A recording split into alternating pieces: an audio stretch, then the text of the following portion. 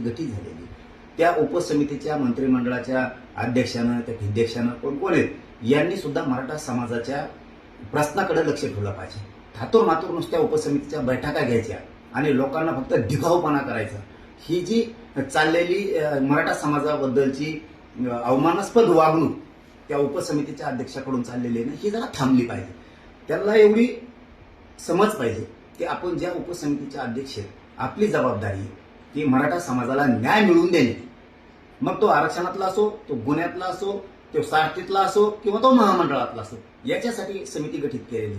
समिती आणि समितीचा अध्यक्ष याच्यासाठी गठीत केलेला नाहीये की ज्या लोकांना याची आवश्यकताच नाहीये अशा लोकांना विशेष निमंत्रण देऊन बोलवायचं आणि त्याच्याशी गप्पा मस्ती मारायच्या, विनाकारण काम न करणाऱ्या लोकांशी वेळ द्यायचा, विनाकारणच काहीतरी एकमेकाच्या लोक अंगावरती घालायचे, याच्यासाठी उपसमितीचा अध्यक्ष नसतो.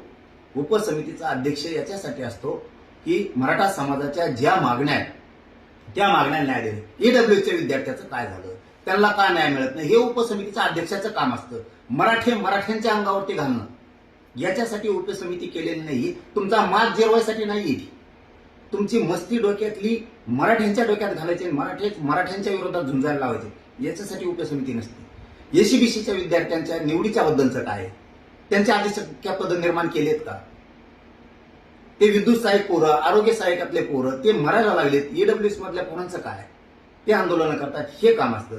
सारथीसाठी किती निधी लागतोय, किती विद्यार्थ्यांना शिष्यवृत्ती मिळाली नाही, हे उपसमितीच्या अध्यक्षाचं काम असतं. आणि मग माणसं पाठ थापलीत असतात. आम्हाला तर त्यावेळेस खूप वाटलं होतं की खूप चांगला उपसमितीला अध्यक्ष लागलाय, आता मात्र मराठा समाजाच्या लेकराला 100% न्याय मिळणार आहे. परंतु मात्र त्यांनी उलट्या दिशेने उठण्याला चालू केलंय. मराठ्यांच्या अंगावरती घालायची ही चळवळ सुरू केली. म्हणजे तुम्हाला प्रश्न सोडवायचे नाहीत, पण मराठ्यांच्या अंगावर घालायचे. यांनी तुम्ही कधीच मोठे होणार नाही.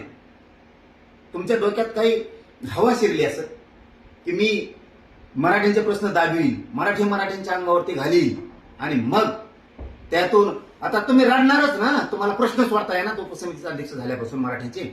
मग काय करायचं, तर नुसतं मीडियात कलगीतुरा लावून द्यायचा मराठा. तुम्ही जिंकणार नाही, लक्षात ठेवा. तुम्ही खूप खोल चिखलात चाललात आता. तुमची ही जबाबदारी. सारथीच्या विद्यार्थ्याची कसं काय शिष्यवृत्ती येत नाही, एनएमएसचा विषय काय आहे, किती डिप्लोमा होते, ते का बंद पडले, का संख्या कमी केली विद्यार्थ्यांची,